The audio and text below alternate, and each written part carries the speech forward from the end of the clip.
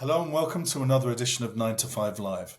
The art market has always attracted the rich and the famous, but most recently, professional financial investors have stepped into the market.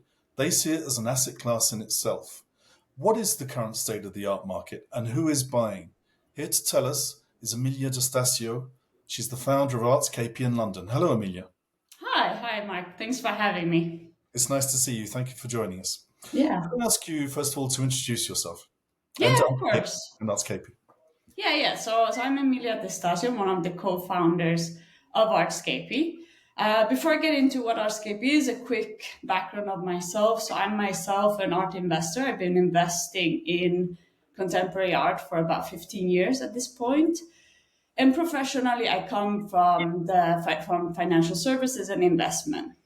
So I've always been looking at different asset classes, particularly interested in the alternative investment space.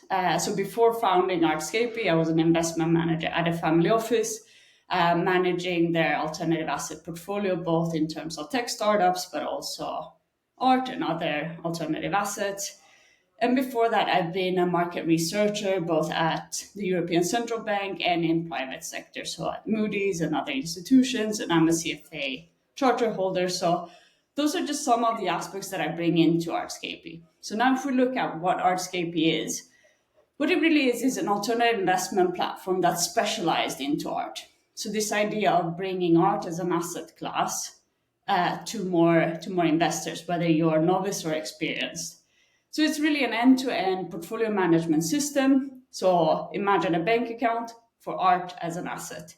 So from the digital portfolio management through to kind of unbiased acquisitions, so finding the next good deals to invest in and building that portfolio through to managing it. So insurance, valuations, understanding and tracking the value of the artwork, storage, and so forth, down through to the liquidity aspect. So art financing, private brokerage, and selling through auction.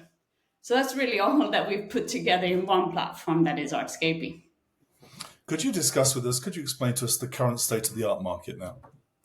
Yes, yeah. So, of course, with the macroeconomy being what it is now, so obviously we do have some geopolitical tensions. We have interest rates that are relatively higher than what we've been used to for the past almost 2 decades. And obviously, the art market isn't immune to that, but the art market has been extremely resilient. Nonetheless, what you see is stable to growth in the art market. The art market continues to grow, and we see new entrants into the art market. And why is that? I think it's interesting to think about art as an asset class because it has a lot of benefits. So purely from a financial standpoint, you're looking at an asset class that has strong return potential.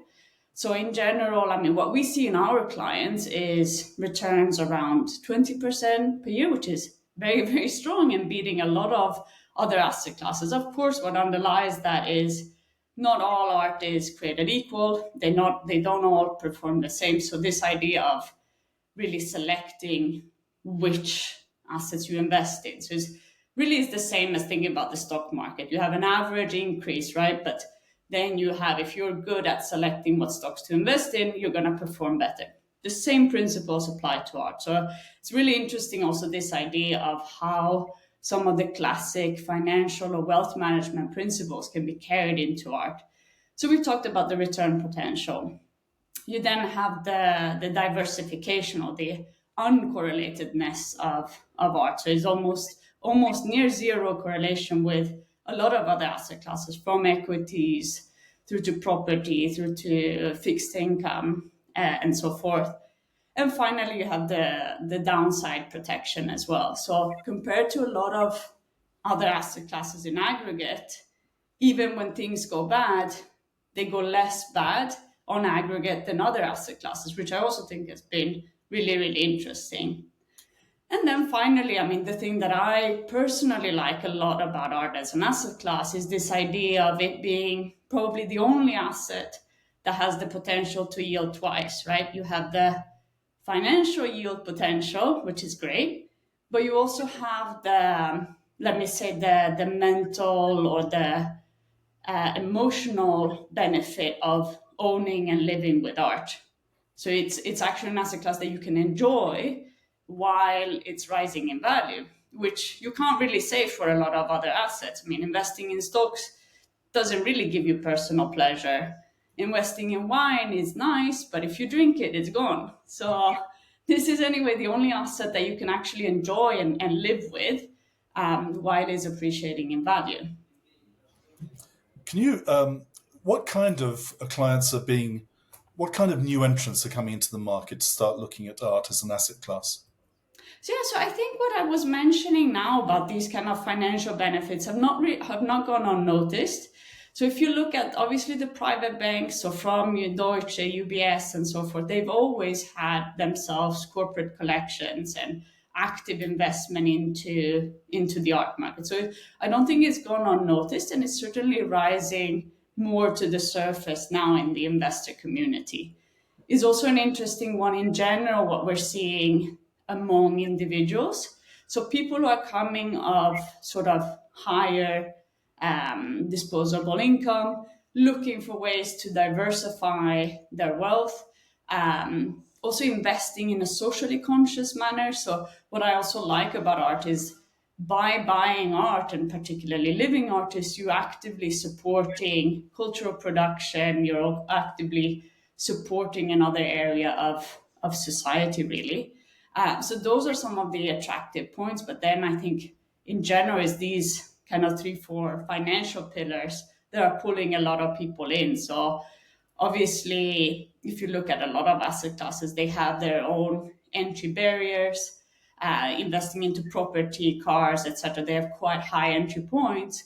But with art, you can start to build a portfolio at a much earlier stage and still build something that has value and increases in value over time.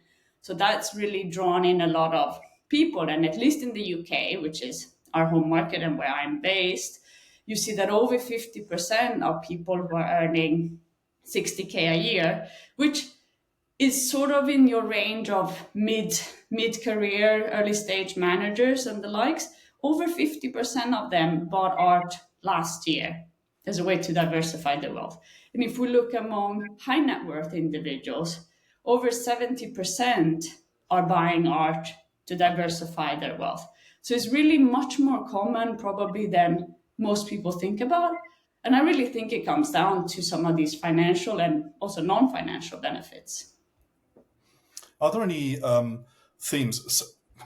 What are the themes that are coming out in the art market? What is fashionable? What is popular? Is there such a thing at the moment in the contemporary art world?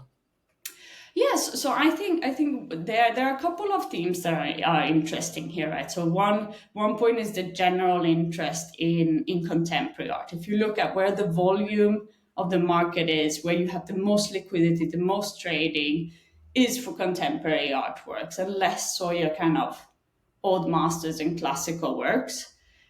So that's one side. In terms of very topical areas right now, coming out of Venice Biennale, and so you have a particular interest in South American artists, and particularly in themes like migration, globalization, climate change. And you see that playing out right now. We have Art Basel going on in Switzerland, and of course, those are some of the most important themes. So it's both thematics and some geographic focus.